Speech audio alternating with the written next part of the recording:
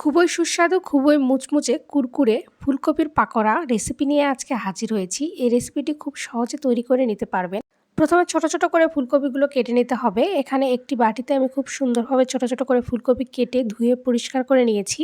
ফুলকপিগুলো আপনারা কাটার সময় আমি যেভাবে কেটেছি এই সাইজ করে কেটে নেবেন, তাহলে পাকোড়াগুলো অনেক সুন্দর হবে। এবার একটি কড়াইয়ে পরিমাণ মতো জল দিয়ে দিলাম। জলটা হালকা গরম হয়ে গেলে এখানে দিয়ে দিব ছোট করে কেটে রাখা ফুলকপিগুলো। এবার এখানে একটু লবণ দিয়ে দিব। এটা দিলে ফুলকপির ভেতরে লবণটা যাবে এবং খেতেও ভীষণ ভালো লাগবে। এবার নাড়াচাড়া করে নিতে হবে। কিছুক্ষণ ফুলকপিটা জলের ভেতর সেদ্ধ করে নিতে হবে। এ পর্যায়ে ঢাকাটা দিয়ে দেব। ঢাকা দেওয়ার 2 মিনিট পর ঢাকাটা উঠিয়ে নিলাম। এবার ফুলকপিগুলো জল থেকে উঠিয়ে নিতে হবে। ফুলকপিগুলো রেখে দেব শুকনো একটু হওয়ার জন্য। এবার একটি বাটিতে আমি নিয়ে নিলাম পরিমাণ মতো বেসন, আর এরপর নিয়ে নেব সামান্য পরিমাণ চালের গুঁড়া।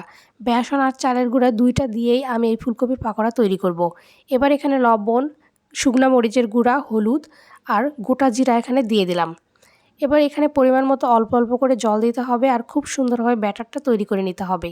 আপনারা চাইলে শুধু বেসন দিয়ে বা ডাল দিয়ে এই পাকোড়া তৈরি করে নিতে পারবেন। এবার এখানে আদা রসুনের পেস্ট দিয়ে দিলাম। ছোট ছোট করে কেটে নেওয়া ধনেপাতা এখানে দিয়ে দিলাম। এতে করে ধনেপাতার দারুণ সুন্দর একটা ফ্লেভার আসবে। এবার সব কিছু আবারও ভালোভাবে মাখিয়ে নিলাম।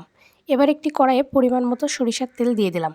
এই তেলটা আমি দিলাম, এই তেলে ভাজলে খুব সুন্দর লাগে খেতে। আপনারা চাইলে অন্য তেল, সয়াবিন তেল দিয়ে পকোড়া ভেজে নিতে পারবেন। এবার ফুলকপিটা ব্যাটারের ভিতরে ডুবিয়ে খুব সুন্দরভাবে ভেজে নিতে হবে।